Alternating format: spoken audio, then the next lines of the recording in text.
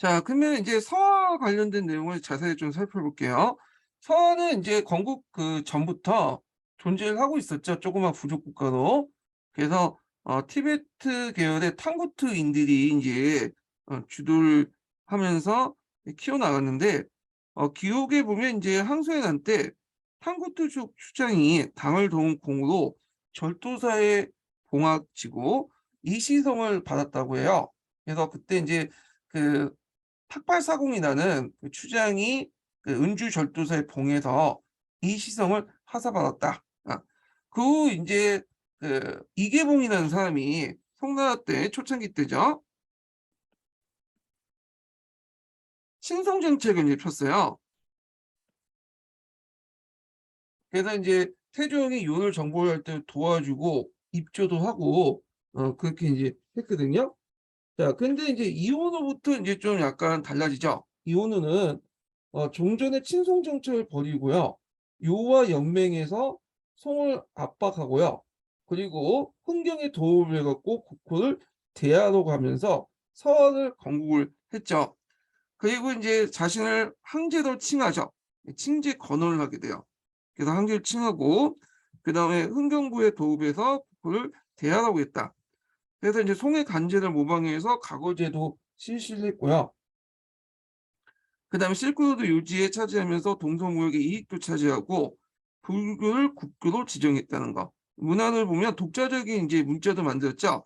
서화 문자도 창제했고, 그 다음에 유교 경전과 불교 경전을 서화어로 번역을 했다. 그런 것들이 좀 있고요. 근데 이제 아쉽게도 이제 서화 문자는 지금 남한은 있는데 해독이 안 된다고 했죠. 안 돼. 그래서 있고, 그래서 이제 송나라하고 서화가 이제 한번 붙었죠. 그러니까 이제 서화가 칭제 건원하니까 이건 이제 송나라만의 이제 특권이잖아요. 요는 이제 칭제 건원해도 그 끽을 못하다가 서화는 좀 규모가 작으니까 한번 건들만 하겠다 갖고 서화를 공격했는데 100만 명을 동원했다고 해요. 100만 명을. 근데 서화 군대가 2에서 3만 명인데 어, 그 2, 3만 명한테 그 100만 명이 계속 깨지는 거야. 어. 그래서 결국에는 이제 뭐냐면 송나라 군대가 이제 깨지게 됐는데 그래도 이제 어떻게 됐냐?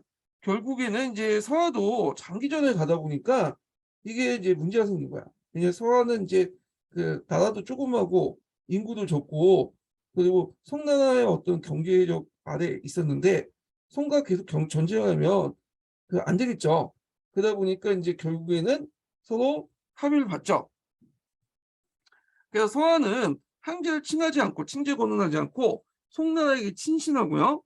군신 관계를 맺기로 했어요. 그래서 송이 군, 서하가 신 이런 식으로 있고 그래서 송은 이원호에게 서하 군왕으로 인정하고 서하에게 세패를 지급했다는 거. 예.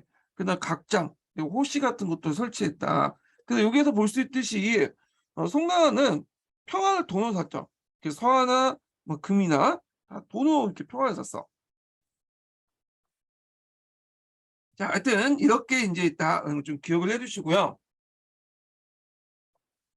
자, 그 다음에 이제 왕왕서의 개혁 정치 관련된 내용을 볼게요. 이거 예전에 한번 시험 문제 나왔죠. 자, 뭐 여러 가지 배경으로 해가지고 개혁 그 뭐냐면 왕왕석이 이제 그런 신법을 실시했는데 그 배경을 보면 사회전반적으로 이제 사회적 배경은 문치주의로 인해서 군사력 악화와 사회 전반에 문약이 있었고 그래서 어 100만 명을 유지하고 이 100만 명이 다 징병에서 한 게 아니라 모병이죠. 직업군이냐. 그만큼 뭐냐면 재정적 부담도 크죠. 근데 재정적 부담도 큰데 효율성도 떨어져. 가성비가 영 아니야. 네. 자, 그리고 관료의 증가와 모병의 증가가 막대한 재정 진출로 가져와 재정 악화를 불러일으켰다. 그러나 경제적으로는 이제 자원재 발달로 토지 소유 불균형으로 나타나 자작 농민들이 더 궁금해졌고 상업의 발달로 대상인가 독과점 강화로 중소상공업자들이 심각한 타격을 받았다. 그래서 지출은 상당히 많이 나가죠. 근데 이에 반해 수입이 없어 상대적으로. 그러면 어떻게 되겠어요? 재정 적자가 일어날 수밖에 없겠죠. 재정 적자가. 예. 그래서 송나라가 부강하고 그다음에 경제력 번영에도 돈이 많아도 여기 수입이 너무 없고 지출이 계속 나가니까 결국에는 어떻게 돼요? 네. 야, 안 되겠다. 이걸 제대로 이제 좀 해야 되겠죠. 그리고 이제 여기다 또 플러스 되면 외교적인 문제인데 세패도 있어, 세패. 여기 없네. 네. 세패. 그래서 서하나 그 당시 요한테 막대한 돈을 주잖아요. 이런 것도 재정 파트의 또 원인이 돼요. 그래갖고 이제 왕왕스의 신법은 이렇게 이제 재정 파탄을 좀 뭐냐면 막고 그러기 위해서는 강력한 정책이 필요하다 이렇게 이제 생각을 하겠죠. 그래서 이제 구국 강병책을 이제 실시하게 돼요. 구국 강병책. 요거 좀 여기서 얘기할게요.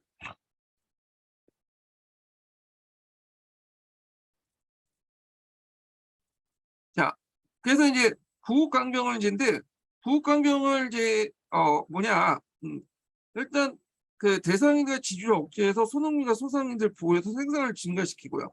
그 국가 재정을 늘리는 거죠. 왜냐 대상인과 대지주들은 세금을 잘 안 내잖아요. 그래서 세원을 늘리고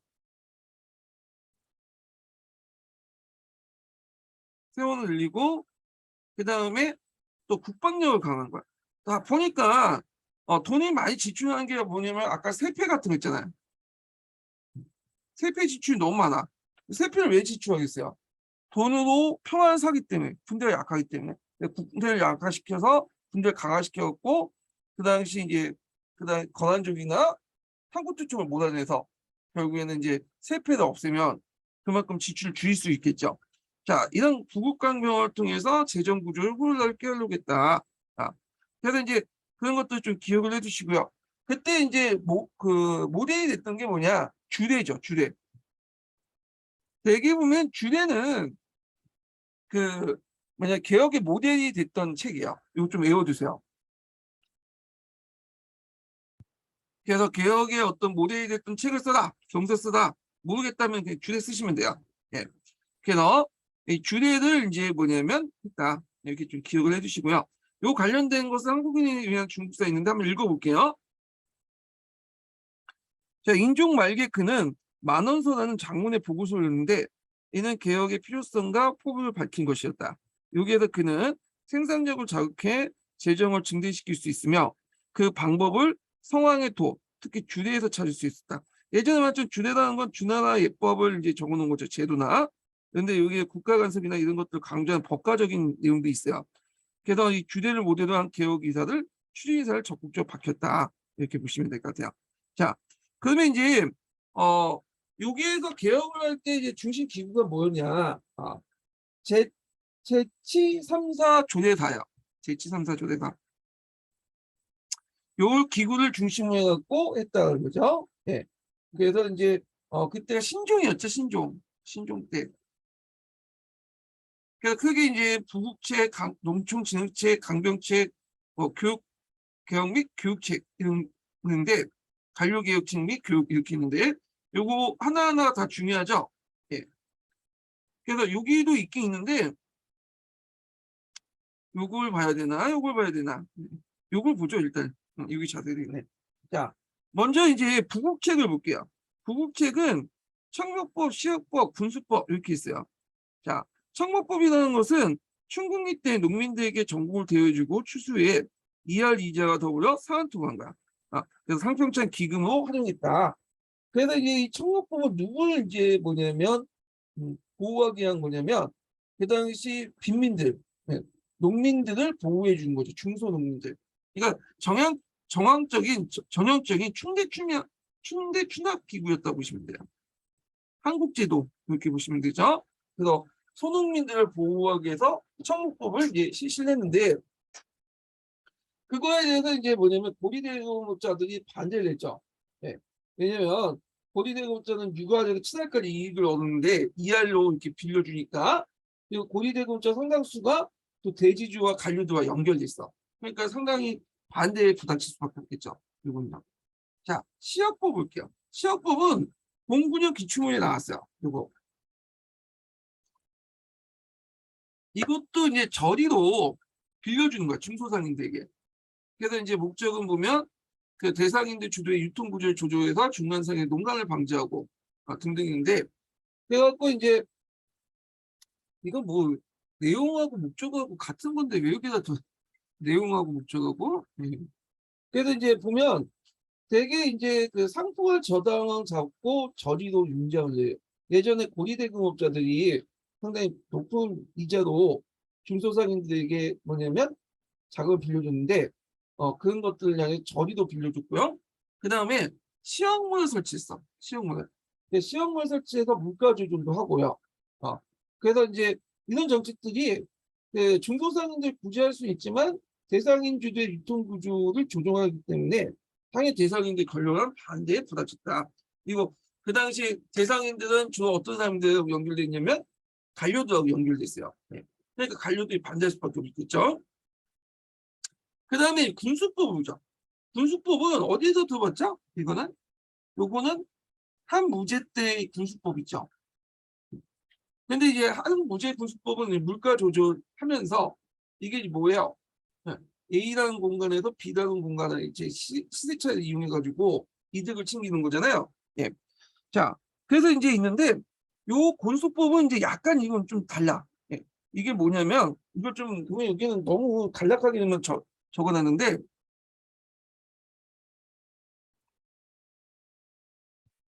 자, 보통 요건 공납 같은 걸 폐단을 개선하기 위한 거야. 물가 조절도 있지만 이거는 부수적인 거고, 공납 폐단이 이제 뭐냐. 자, 송나라 때도 조선과 마찬가지 공납이라는 게 있었어요. 지방 특산물을 갖다 바치는 게 있어요. 예. 근데 이제 그 뭐냐면 공납도 이걸 다 이제 정부에서 가능하기 힘드니까 대신 이제 중간에 방납업자도 있겠죠. 똑같아요. 방납업자들이 이제 대상인들이 이제 하죠. 그래서 대상인들이 그 뭐냐면 대신 사가지고 정부에 갖다 바쳐요. 예. 그러면 정부에서 이제 그에 대한 수주를 주고 그렇게 이제 했던 건데, 문제는 그 과정에서 대상인들이 수주를 너무 많이 땡겨 먹었다는 거죠. 그리고 이제 또 바치면 그 공납물 바치면 이제 공납물 중에 이제 필요한 것은 뭐냐면 더 많이 필요한 것도 있고 적게 필요해갖고 남는 것도 있을 거 아니야. 그러면 많이 필요한 걸 또 대상인들이 와서 갖다 바치고, 또 많이 이제 필요 없는 것들은 또 대상인들이 줘가지고 대상인들이 갖다 팔고. 근데 그 과정에서 막대한 이득을 챙긴단 말이야. 그래서 이걸 안 되겠다. 공납징수라든지 잉여 공납물의 처분 문제 이런 것들을 정부가 직접 해야 되겠다. 그래갖고 그 당시 바둔사를 지방에 파견을 해요. 파견해서 정부가 이제 예전에 그 대상인들, 방납업자들이 했던 것들을 대신하는 거야. 직접 자기가 싼 곳에서 가지고 와갖고 물건을 가지고 오고, 그리고 그 남는 그 물건들은 좀 약간 그 물건이 없는 데 갖다 팔아서 물가를 좀 낮춰주고, 그래서 이제 뭐냐면 그 세액 구조를 그 과정에서 대상인들이 중간에 끼어먹는 돈을 좀 줄이는 그런 것들을 하는 게 군수법이야. 그래서 공납물의 어떤 합리화, 공납물의 어떤 폐단, 아니 공납물의 어떤 합리적 수급 이런 것들을 목적으로 했던 게 군수법이다. 이렇게 보시면 될 것 같아요. 예. 그래서 요 내용들인데 요게 설명이 좀 약간 그 잘 안 된 것 같아. 이 부분이. 예. 요건 제가 나중에 좀 정리를 다시 할게요. 여기는 물가 안정도 있는데 물가 안정은 부수적인 거고, 실질적으로는 공납물의 수급을 원활히 하고 처분하는 과정에서 대상인들을 배제하는 그런 것들을 했다. 이렇게 보시면 될 것 같아요.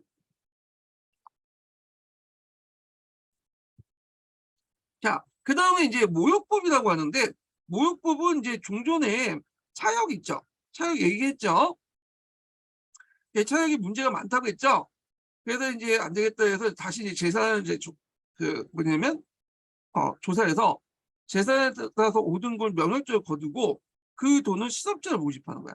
그래서 예전에는 자기가 그냥 띄었는데 직접 역을 담당했는데, 이제는 면역증을 거둬서 그 돈을 가지고 시섭자를 모집하는 거야. 그러니까 이제 차역의 어떤 문제점을 개선하면서도 동시에 어부지로 뭘 하는 거야? 실업자를 고용해서 일자리 창출도 같이 했다. 이렇게 보시면 될 거죠. 그 다음에 예전에 이제 뭐냐면 차역이 면제되었던 간호나 사간, 상인들에게도 농민 액수의 절반을 상당한 조육전을 징수했다. 그래서 이런 명령전과 조육전을 통해서 왜냐면 얻은 그걸 가지고 노동자를 고용했고 역을 대납하다 오겠다. 그래서 이런 내용들 모욕법 관련된 내용들 좀 기억을 해주시고요. 자, 그 다음에 이제 요 사간이라는 것은 이제 여기 절사자죠. 네, 주로 이제 승려들 관련된 내용하고 연결된 것 같아요. 그 부분은. 예.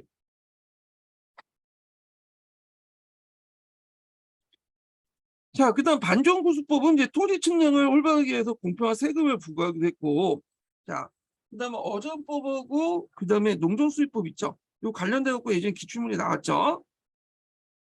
자, 요거 어전법은 주로 이제 어디에 해당하냐면 강북지역에 해당합니다. 강북 같은 경우에는 진흙이 많잖아요. 그래서 진흙을 이제 이용해서 토지를 개선하는 방법이다. 그래서 하천의 흙을 퍼다가 좋은 농토로 조성하고 했고, 그 다음에 농정수입법은 강남 쪽이에요. 그래서 강남에 이제 우전이나 이런 수익시설을 잘 이용해가지고 그다음 농경지를 확대시키려는 방법이 농정수입법이에요. 그래서 예전에는 농정수입법이 시험에 나왔거든요. 이게 그래서 이건 강남, 어전법은 강북 이렇게 이제 구분하시면 될 것 같아요. 이군요. 자, 그 다음에 보가법인데 보가법하고 보마법 뭐 이런 것들은 강경책에 속하죠. 그래서 이제 이거는 이제 강경을 해가지고 재정 수입을 이제 나가는 걸 지출 줄이려고 하는 거죠. 그래서 강경을 하면 이제 여진 그 당시 거란족이나 탕코트족 같은 걸 물리칠 수 있고 세패를 더 안 줄 수 있잖아요. 예. 보갑이라는 것은 주와 객포를 불문하고 참여해서 정통적 인보조직, 서로 방어하는 마을 단위 인보조직 이용해 경찰과 민병조직을 활용하는 것이었고 민병을 양성하기 위한 항청 조직 제도였다. 그래서 직업군인 제도인 모병제도를 고쳐서 경로유치인 모병제로 바꾸려고 했다. 그래서 이제 목적은 뭐냐면 군사를 강화해서 군비를 부담을 줄이게 한 거고 그 결과 뭐냐면 이제 민병 조직이 제일 안 됐죠. 이게 결국 남송이 때 항청 조직으로 이제 또 이어졌다 이렇게 보시면 될 것 같아요. 자, 그래서 이제 이 보갑법은 같은 이제 모병이더라도 여기 직업군인제 모병은 상시병인데 반해서 얘네들은 평상시에 농업 일을 하고 있다가 전쟁 날 때는 민간에서 이제 모여가지고 하면 모여서 민병을 구성하면 정부에서 보조해주는 그런 부대였다 보시면 돼요. 네. 보갑법. 네. 그래갖고 이제 농민을 보호, 대보, 도보로 조직해서 치안 유지 및 군사 훈련을 했다. 네. 보마법은 이제 뭐냐면 그 군말 사육이야. 그래서 평상시에 군말 사용해서 농경을 사용했다가 전쟁 나면 이제 착취하고 군말 사용하는 건데 이게 말이 좋아서 그런 건데 실제로 안 되죠.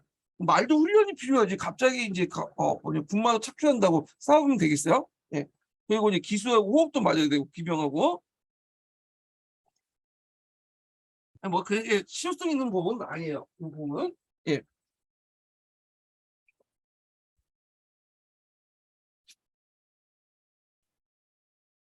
잠깐만요. 그다음에 이제 여기 보면 이제 장본법이라는 게 있는데 이 병방 방비를 강화시켜 군대 편성 훈련을 조직하는 도목 개편했던 뭐 특보잡이고 예. 그다음에 여기 태학삼사법하고 창법이 있어요. 그런데 이 태학삼사법은 이제 엄밀히 말하면 관료교육책, 교육책도 못 속하겠다. 교육 관련 건데 아까쯤에 얘기했을 거예요. 그래서 이제 주로 학교교육 정상화를 목적으로 해서 있고 유교 경전에 대한 지식으로 관료를 선발하는 각오제 폐단을 바로잡으려고 했다. 그래서 3단계 학교제를 통해서 관료를 양성하려고 했던 것이 삼사법이다. 그러니까 태학에 보면 그 3개 단계가 있어요. 상사, 그 다음에 내사, 외사.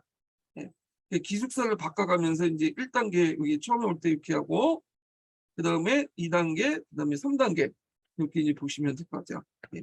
그래서 이제 있고 그 다음에 이제 창법은 서리에게 복록을 주고 대우를 개편하고 뇌물수술 시 엄벌하는 그런 제도고 서리가 관리가 될 수 있는 길을 개방하여 관리와 서리의 일체를 동원하겠다. 예. 그런 법들이다. 이렇게 보시면 돼요. 그래서 이렇게 해서 이제 청목법, 시학법, 군수법, 모육법 등등 있는데 이거 하나하나가 다 중요한 거니까 기억을 해주시고요. 여기 모육법 관련된 내용, 군수법 관련된 내용이 좀 설명이 좀 잘 안 돼 있는데 제가 여기다가 이제 여기 적어놨어요. 자, 여기 보면 줄침 부분만 읽어볼게요. 자, 왕왕성의 군수법은 물가 조절 기능보다는 공납물 처분 과정에서 상인들이 개입해서 정부 재정을 악화시키는 폐해를 막기 위한 것이다. 그래서 수요에 따라서 물품과 수량을 정한 후에 상인을 배제한 후 정부가 직접 대량으로 생산된 곳에서 직접 필요한 부분 대량으로 생산되는 곳에서 필요한 물품을 구입하고 잉여 물자들을 상인들에게 헐값을 부여하지 않고 직접 수요가 많은 곳을 팔아서 시세 차익을 얻고 재정 수지를 개선한 거다. 공납물 관련된 것들을 합리화시키고 그래서 이를 통해서 도중에 빠진 돈들 새어 나가는 돈들 그냥 못 나가게 하는 그런 것들이 군수법이다. 이렇게 보시면 될 것 같아요. 네. 자, 그러면 이제 결과를 볼게요. 결과. 일단 일시적으로는 재정의 충실을 가져왔고요.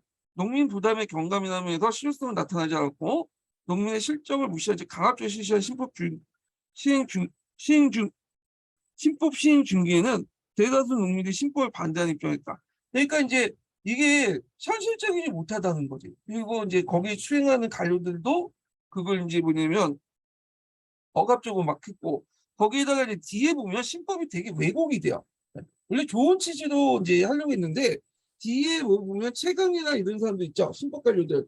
그런 사람들이 등장하면서 이제 그걸 자기 이익에 따라서 사리사욕을 취하는데 이용했기 때문에 신법을.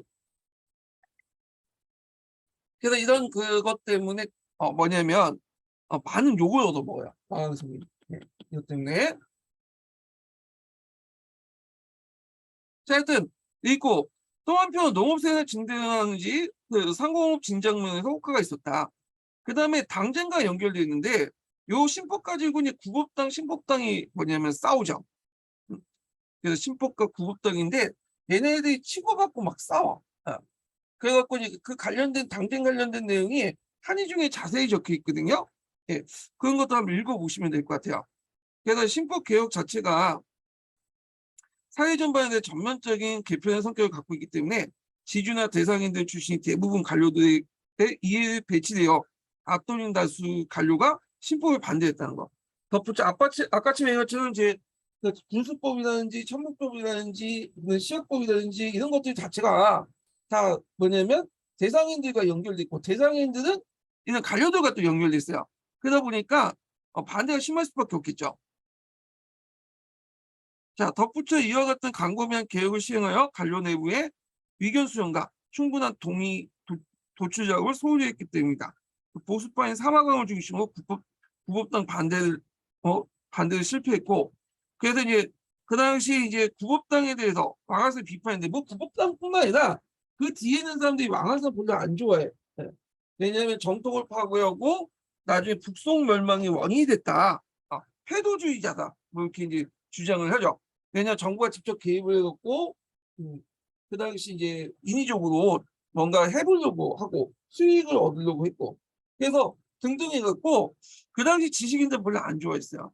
그리고 뒤에 그 왕왕석 이후에도 이제 등장한 이제 신법과 관련된 뭐 최경이나 이런 사람들이 그 신법이라는 빌미로 뭐냐면 막단 이득을 또 챙겨 그리잖아요. 자 이런 것들이 이제 신법당에 대한 인식이 상당히 안 좋게 보는 부정적인 평가를 불러일으켰다 이렇게 보시면 되죠. 근데 이제 최근에 와서는 이제 어떤 양계초나 이런 사람이 유교적 인재 양성론이 또 그 양성론을 이제 뭐냐면 나와서 인재를 양성했고 뭐 등등 해갖고 좋은 평가도 있기는데 하여튼 자 그러면 송나라 때는 이제 당쟁이 되게 많았어요. 당쟁이. 예. 분당이라고 하는 당쟁들이 많았는데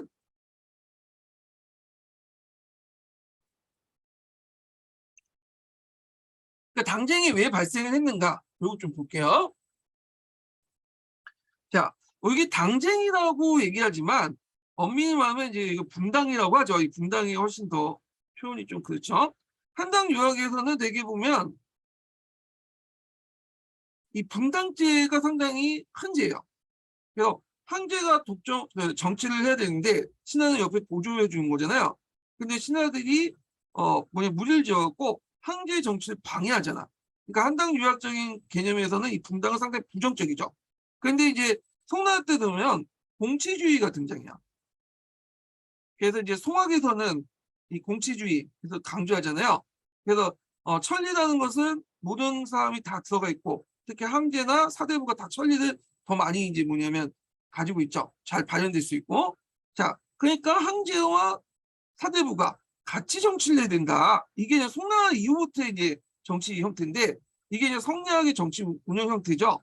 그러다 보니까 이제 분당에 대한 인식도 이제 예전에는 부정적이었다가 긍정적으로 바뀌어. 이거는 조선시대도 마찬가지죠. 조선시대 때도 한당유학적인 어떤 사고방식이 좀 있을 때는 상당히 부정적이었다가 나중에 이제 살림세 이렇게 등장하면서 긍정적으로 바뀌잖아요. 자, 하여튼 이런 그것이 있다는 걸 좀 기억을 해두시고 그럼 왜 당쟁, 분당이 형성됐냐? 한국의 독재체의 관료주지, 자질을 보존하기 위해서 관료 뜻이 맞는 그 관료끼리 분당을 결성하고 정치를 했다. 사내 정치하고 비슷하다고 보시면 돼요. 지역적 원인으로서 하복인과 강남의 대립. 하복인은 보수적이고 의리 정통을 중시하는 데 반해서 강남인들은 재물을 밟고 혁신적이고 현실적이었다. 그 다음에 가거제, 문생고리. 고리는 이제 예전에 스승이라고 했죠. 그래서 이거 뭐 자주문생이라고 보시면 돼요. 앞에서 가거제도 자주문생을 없애려고 전시제를 실시했다고 하지만 실제 완전하게 차단되지 못했어. 왜? 전시에서 형성이 안 되는 거지. 그 뒤에 이제 중앙시, 해시나 상시에서 형성될 수 있는 거 아니에요? 이렇게 있고, 그다음 송대 당쟁의 이제 성격을 보면 단순히 정치 싸움이 아니라 정책을 놓고 개혁과 보수에 치열한 정책 대결이었다. 그래서 이제 우리가 이제 조선시대 때 이제 뭐냐면 당쟁하고 서로 연결시켜서 보시면 돼요. 조선시대 때 그 당쟁관들, 그러니까 분당관들이 대개 송나라 때 분당관하고 연결됐어요. 예. 그래서 이제 있는데 여기에서 이제 당쟁 관련된 내용들이 쭉 있죠. 태종 때는 하복 출신 관료와 강남 출신의 관료의 대립. 또 인종 때는 이제 경력의 단위라고 해서 이때 경력은 이제 그때 연호죠. 범중어, 한기 등 혁신 관료와 인종 측근의 여의가는 보수 관료 사이 분당을 만들어서 정권 싸움이 뭐냐면 전개됐고 그 다음에 이제 여기 이제 영종 때 내용인데 영종 때가 빠졌네.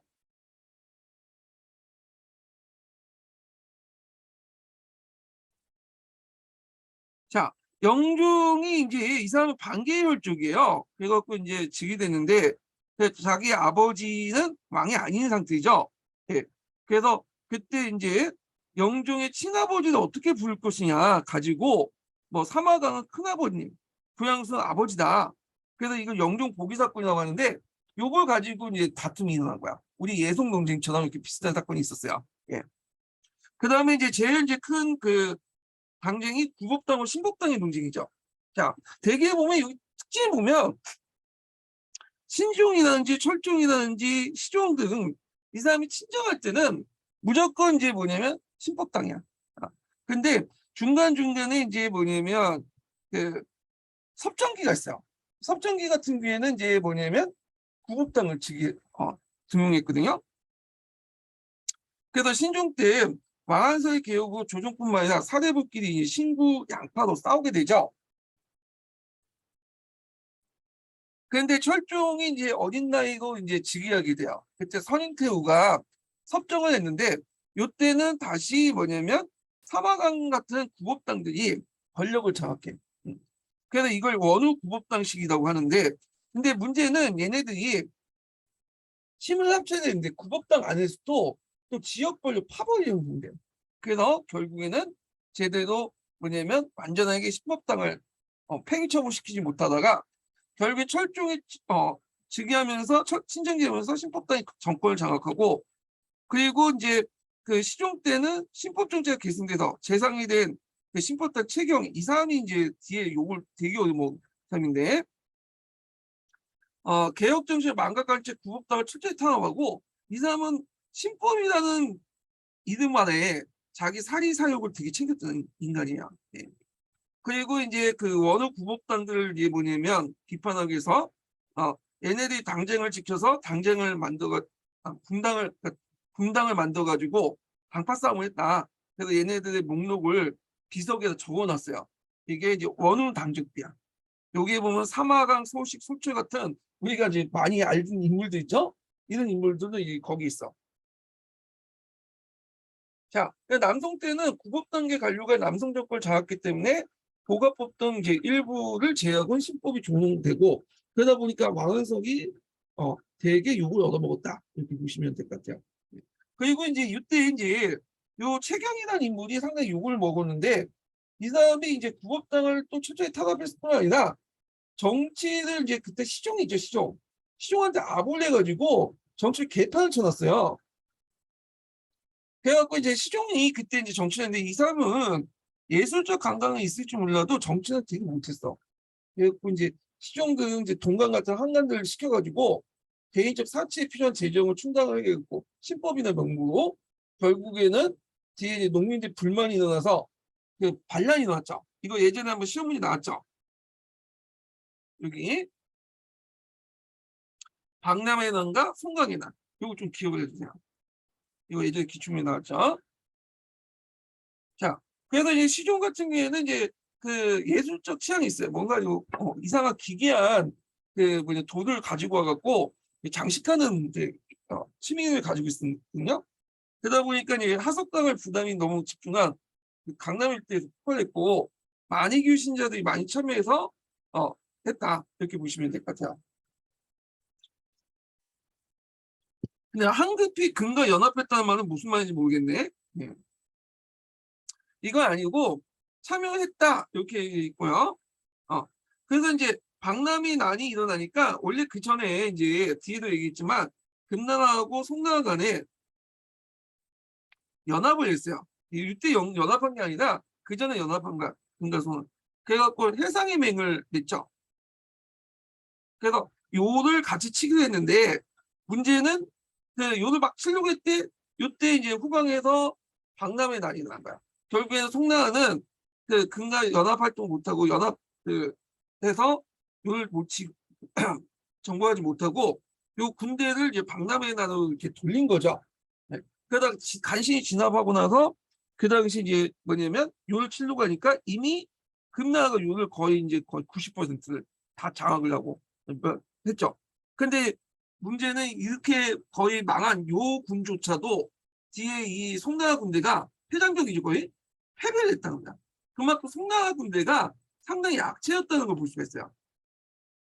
하여튼 이렇게 있고 그다음 송강의 난이 있어. 송강의 난은 송강을 필두로 36인의 지도자들이 영도된 집단 뒤에 상동을 근거지로 해서 일대 행위했지만 후일 정부에 이제 투항했는데 요 반란을 소재로 해갖고 나중에 수호전이 만들죠.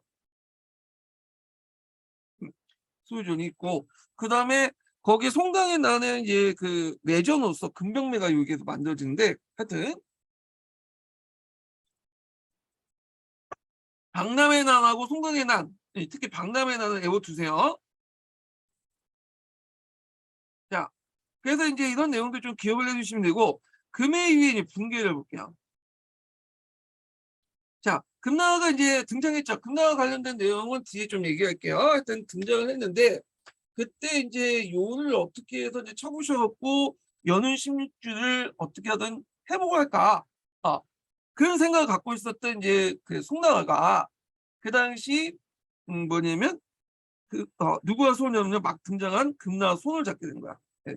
그래서 북송하고 금나라가 손을 잡고 연운 16주를 회복을 해야 되겠다 했는데 근데 문제는 아까 처음에 얘기했처럼 이 북송이 막 금나라 이제 연합을 하고 공격하려다가 박람회 날이 터져갖고 공격을 못하고 금의 연운 16주를 다 장악을 해버렸죠. 네. 그래서 이제 금나라가 이제 북송한테 4개 주를 줘요. 그 영경 네. 국경에 있는 그 4개 주를 주고 대신에 이제 우리가 여기 연운 16주 다 차지했고 너네들 땅을 좀 줬으니까 대신에 예전에 요나나한테 바쳤던 세패들을 자기한테 다 달라고 요청을 한 거야. 그러니까 이제 송나라에서는 받아줬어. 네, 받아줬어. 근데 이제 가만히 생각하니까 좀 이게 돈이 아깝고 그래. 그래가지고 공작을 하죠. 그 금나라 내분을 스파이파기 위해서 금나라의 정치에 개입해갖고 내분 자기들이 싸우게 만들거나 아니면 그다음 요 나라의 이제 거의 마지막 왕이 천순제가 있어요. 천순제. 요는 이제 거의 망했고 자녀세력도 있었는데 이 천순제와 연합을 해갖고 금을 치려고 노렸던 거죠. 예. 정신이 없었죠. 송나라가 이게 좀 근데 이게 이제 천순제에게 이제 뭐냐면 사신을 파견해서 우리 뭐냐면 손을 잡고 금을 치자 이렇게 이제 했는데 그 도중에 이 사신이 누구한테 발각이 됐냐면 금나라한테 발각이 돼버린 거야. 그 금나라가 이제 뭐냐면 화가 팍 올라간 거야. 우리가 어디 이제 도와줬는데 감히 시쳇말로 어디 이제 호위가 지속됐더니 지 걸린 줄 알고. 그래서 이제 그 당시에 또 이제 그 송나라한테 좀 우호적이었던 아골타가 죽고 그 동생이 즉위를 했어요. 태종 때는 좀 생각이 달랐죠. 태종은 그래도 좀 의지는 찾았어. 예. 송나라를 좀 약간 약하도 뭐 의지가 있으니까 계속 이제 동맹관계를 유지했는데 태종은 그렇지 않죠. 거기에다가 이제 이런 편지까지 발견됐으니 열받은 거야. 그래서 뭐냐면 송나라를 공격하죠. 결국에 송의 수도였던 변경이 점령당하고 시종과 흥종. 시종이 막판은 이제 뭐냐면 자기 아들한테 넘겼어요. 막 황제들. 흥종이 그때 이제 연호가 정강원 이제 고쳤거든요. 그래서 이 두 황제를 비롯해 3,000명이 가까운 황족들이 그로 잡혀갔죠. 그게 이제 정강의 연호를 사용했기 때문에 정강의 변이라고 해요. 그래서 결국에 정강의 변으로 뭐냐면 망했고요. 그때 이제 강왕도 한때 이제 금나라에 이제 뭐 잡혀 있다가 이제 도망쳐 나와가지고 남쪽에 나와서 이만에 가서 이제 뭐냐면 남송을 세우죠. 남송을. 예. 이만이 아니죠. 예. 원래 남경에서 남송을 세웠다가 남경이 잠깐 뺏기거든요. 금나라. 그래서 그 남쪽이 이만에 가서 수를 정했다 보시면 돼요. 남경에 이제 수를 정했고 남경에서 남송을 세웠고 그 다음에 이만으로 도망가서 거기를 이제 수도도 만들었죠. 그래서 다시 남경을 회복을 했어요. 이건 중요한 건 아니에요. 예. 자, 그래서 북송 멸망의 역사의 특수성을 볼게요. 대근 관계에 대한 대외적 외교 실수. 예. 그리고 처음 이민족에 의해서 멸망한 거. 강남으로 돌아간 것은 남성을 세운 지 피난왕조 성격도 있고 남성도 결국에 원나라한테 멸망당했죠. 그래서 이민족의 침해에 대한 북송 멸망회가 이후에도 반복됐다는. 그 외교적 실수가 커요. 왜냐면 만약에 금나라가 이제 여기 등장을 했다면 여기가 이제 요잖아요. 그 다음에 송이잖아. 금나라가 생각 군사력이 강하죠. 그러면 요때 송나라는 금나라와 이렇게 동맹을 해서 요를 치면 안 됐어요.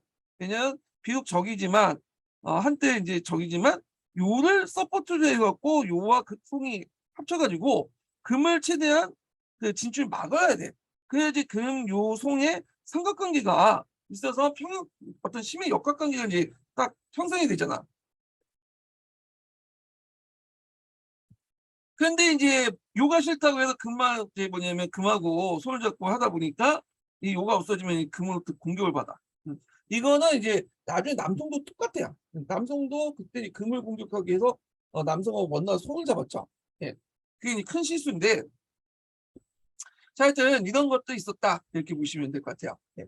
그래서 이제 있고 두 번째 인증번호 알려드릴게요. 두 번째 인증번호는 76번입니다. 두 번째 인증은 76번입니다. 이렇게 보시면 되고요. 네. 남성 관련된 내용은 솔직히 여기 뭐 볼 건 없고요. 남성은요. 네. 제가 좀 피곤해가지고 네. 오늘 여기까지 좀 할게요. 여기까지 하고 다음 시간에 남성을 하겠습니다. 오늘 강의 듣느라 수고하셨고요. 예. 그러면 토요일 날 뵙겠습니다.